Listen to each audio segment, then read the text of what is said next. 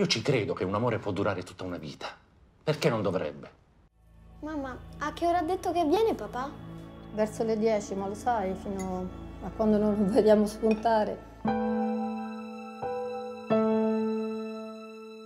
Non c'è persona più indifesa di quella che consegna le sue palle in mano all'avvocato. È come quando sei sotto anestesia. Insomma, non te lo aspetti una coltellata. Quando si è innamorati, di certe cose non se ne parla mai. Ma come cazzo faccio a pagare l'affitto, a mangiare, la benzina? Emigra in Africa fino a quando pagherai gli alimenti. Non gliene frega un cazzo a nessuno della tua vita. Il padre potrà avere con sé la figlia a fine settimana alternati, dalle ore 10 del sabato alle ore 19 della domenica. Potrebbero vivere con me e li manterrei io. Che motivo c'è che devo dare i soldi ad Elena per fare quello che potrei fare io stesso? Oppure potrebbero vivere un po' con me e un po' con Elena.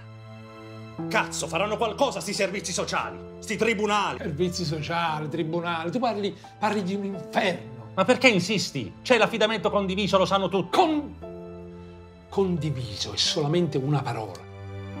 Nel periodo 2003-2013, Telefono Azzurro ha individuato 12.809 casi di emergenza. Casa familiare, centro degli affetti. A noi il mercante di Venezia ci fa un baffo quando i genitori picchiano un bambino, i figli. Gli insegnano che la violenza fa parte dell'amore, capisci? Poi andiamo nelle scuole a dirgli il contrario. Un bel casino. E come?